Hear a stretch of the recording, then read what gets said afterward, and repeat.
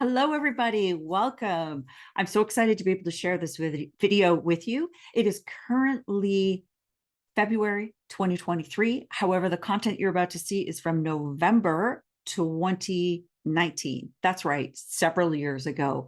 This is a journey that we're taking you on. We want to be able to have you grow with us as we go from pretty much a standard garden. Well, I wouldn't say this is a standard garden. I'd say it's pretty beautiful and magical.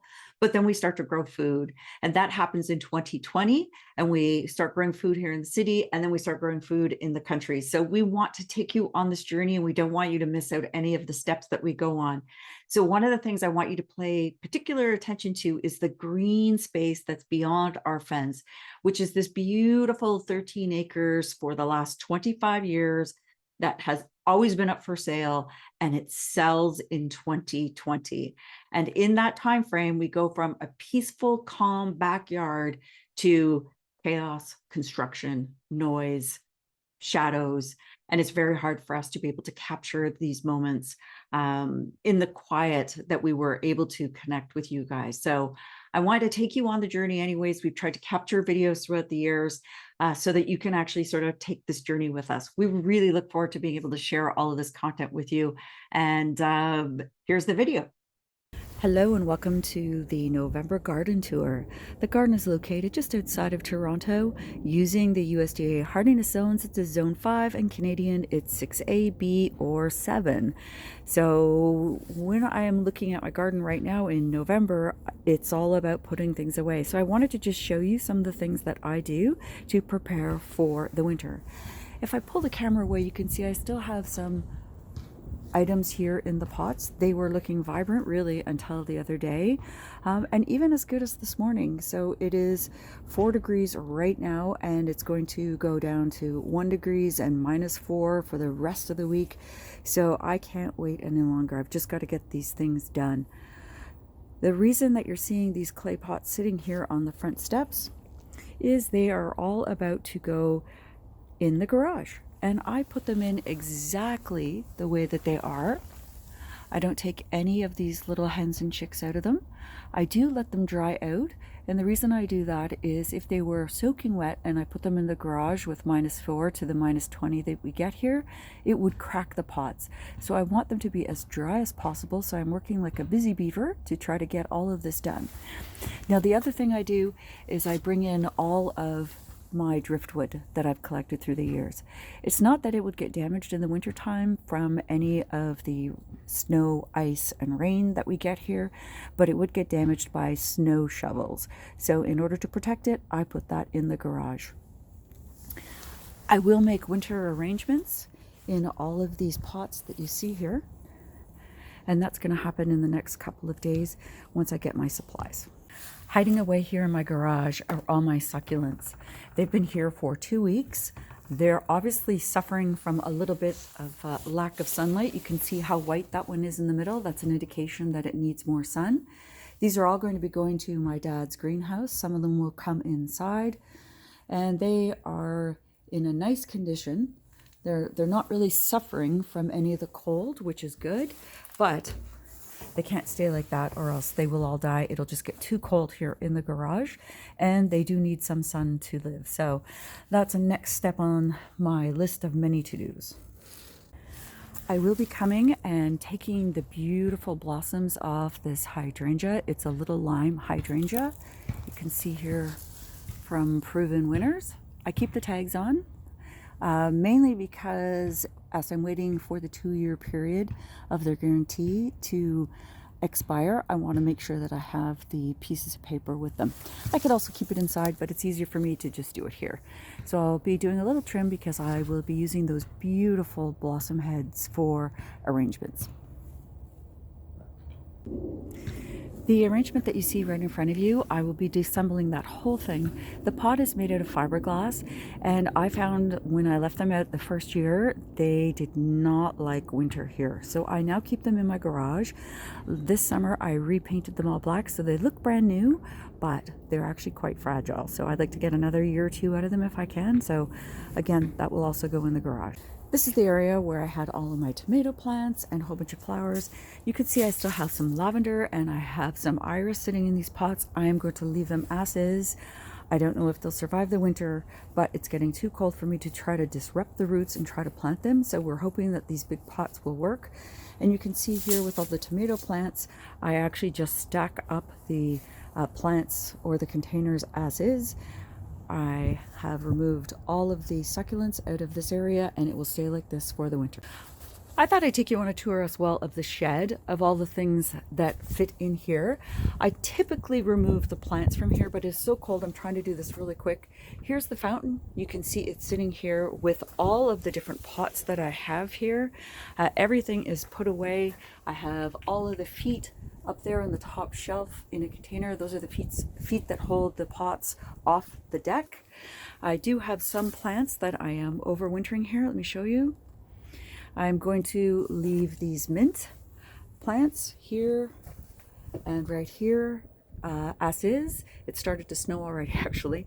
I'm just going to leave them here. I did that last winter or with that chocolate mint and it came back nicely, so I'm hoping that I can do the same thing with these two other varieties of mint. Everything else stays in here. I've cleaned all of my pots. There's a great big stack of them there and everything just sort of fits. It's not attractive looking, it's not easy to get stuff at this point, but this is what I do to just keep my stuff in one location. So my archway has fallen down again, mainly because it was attached to these two black pots and a black-eyed Susan vine that went right up it. So I have just cleaned this whole section up. I'm likely going to take these containers and use the actual dirt from them as well as those arches or the obelisks in my winter arrangements. And you can see that everything here has been cleaned up. There's no pot sitting out here. I'm probably going to bring these inside as well. No point leaving out things outside that you're not going to use. You can see back here I still have the mandavillas in white. I was hoping to bring these inside, but I am just running out of time. Here's the other one. But everything back here has been cleaned up. In terms of the hostas, there was 3 different pots here. I've left the one sitting here, and I've actually stuffed a couple of them in there and put some extra dirt. And then I've actually buried a bunch of other ones there, and we'll see what happens. Sometimes what you do in the garden is an experiment and you don't quite know what's gonna. So these pots here had dragon wing begonias in, and they all died within the last 24 hours. It just got too cold. Last year I left these pots out and they were okay, but I turned them upside down so that they don't fill with the water and the ice and the snow that we get here. Toronto, we get a lot of changing weather conditions where we'll get a lot of rain, then we'll get a lot of ice storms, and then we get a lot of snow, and then it melts again. So it's really hard on pots, so I will turn these upside down. It's not great for the daylilies that are in there, but it's better than losing the pots, and I just don't have enough room anymore in that shed to store them. And I will be taking in all of the solar lights that you see here. I still have a lot of work to do. And I still have some lights sitting on the arbor, and so they need to also come in.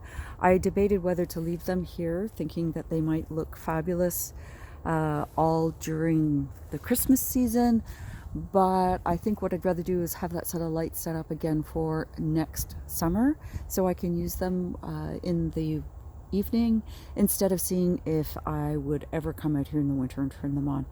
It's pretty cold here, so I don't really feel like just putting on the lights on for a couple hours if I can't plug them in directly very quickly from the house. So I've removed most of the petunias out of the feature pot.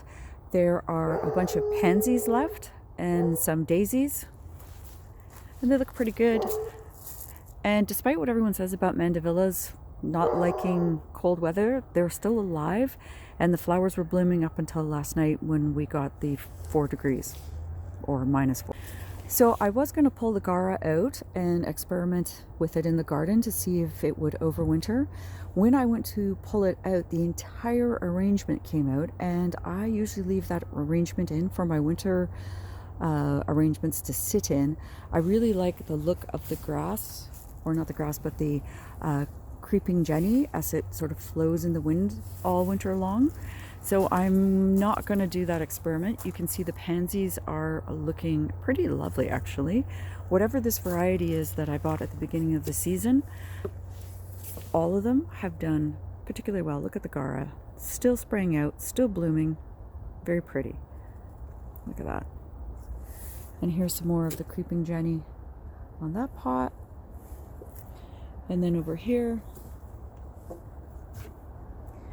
still lots of pansies or violas in that pot too. The colors are still pretty vibrant. Most of the yellow leaves have fallen, but you can see the Japanese maple in the bright red. In front of you, what you see is a dogwood, and it is looking quite beautiful as well. You can see that's one type of dogwood, and it's more of a burgundy color.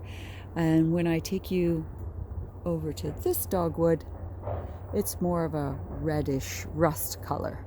And there's the beautiful heart-shaped leaves of that cascading red bud. Somebody mentioned in one of the videos that I don't have a lot of evergreens. The boxwoods are evergreens, and I've got a couple of pines and some cedars.